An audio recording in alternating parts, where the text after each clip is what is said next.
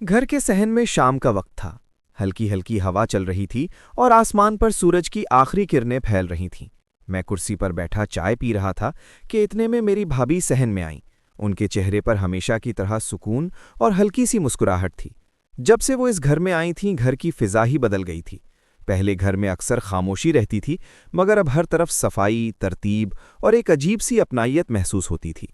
वो ज्यादा बोलने वाली नहीं थीं, मगर उनका हर काम मोहब्बत से भरा होता था। सुबह सबसे पहले उठना, अम्मी के लिए नाश्ता बनाना, मेरे भाई के कपड़े तरतीब से रखना और सबके लिए चाय तैयार करना उनकी रोजमर्रा की आदत बन चुकी थी। एक दिन की बात है, भाई दफ्तर से काफी थके हुए वापस आए और उनके चेहरे पर थकन साफ नजर आ रही थी। मैं भी पास बैठा मोबाइल इस्तेमाल कर रहा था। भाभी ने फौरन पानी का ग्लास लाकर भाई के हाथ में दिया और नरमी से बोली, आप बैठे, मैं अभी चाय बनाती हूं। भाई ने हल्की सी मुस्कुराहट के साथ कहा, तुम्हारे हाथ की चाय पी लूं तो सारी थकन खत्म हो जाती है। ये सुनकर भाभी के चेहरे पर एक अलग सी खुशी आ गई और वो जल्दी से किचन की तरफ चली गईं। कुछ ही देर में गरम गरम चाय की खुशबू पूरे कमरे में फैल गई।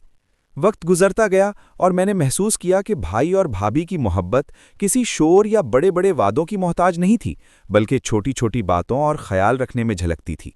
एक रात मौसम अचानक बदल गया और तेज बारिश शुरू हो गई। आसमान पर बिजली चमक रही थी और ठंडी हवा सहन में दाखिल हो रही थी।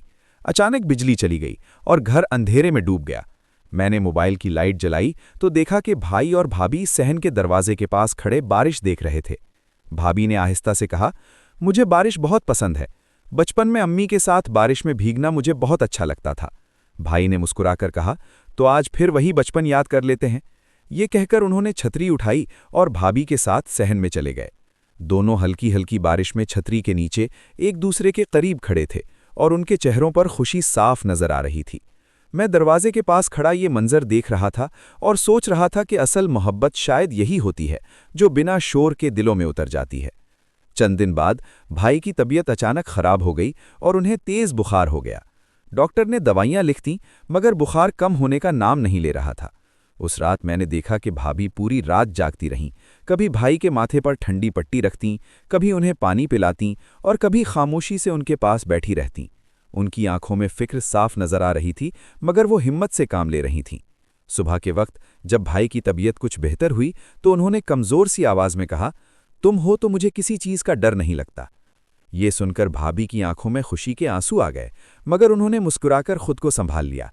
उस दिन मुझे पहली बार एहसास हुआ कि मोहब्बत सिर्फ खूबसूरत लम्हों का नाम नहीं, बल्कि मुश्किल वक्त में साथ देने का नाम है। वक्त गुजरता गया और मैंने कई बार देखा कि जब भी भाई थके होते या परेशान होते तो भाभी उनके लिए कोई ना कोई छोटी सी खुशी पैदा कर देतीं। कभी उनकी पसंद का खाना बना देतीं, कभी चाय के साथ मुस्कुराकर उनका इस्तकबाल करतीं। एक शाम जब भाई जल्दी घर वापस आए तो उनके हाथ में एक छोटा सा तोहफा था। उन्होंने मुस्कुराते हुए वो तोहफा भाभी को दिया। भाभी ने हैरानी से पूछा, ये क्या है? तो भाई ने कहा, ये तुम्हारे लिए है, क्योंकि तुम इस घर की सबसे बड़ी खुशी हो। जब भाभी ने तोहफा खोला तो उसमें एक खूबसूरत सी चूड़ियों का सेट था। उनकी आंखों में खुशी की चमक आ गई और वो शर्माकर मुस्कुरा दीं। इस लम्हे मुझे लगा कि सच्ची मोहब्बत महंगे तोहफों में नहीं, बल्कि एहसास और कद्र करने में होती है। इस दिन के बाद मैंने दिल ही दिल में फैसला किया कि जब भी जिंदगी में मुझे मोहब्बत मिलेगी तो मैं भी इसी तरह उसकी कद्र करूंगा, जैसे मेरे भाई और भाभी एक दूसरे की करते हैं।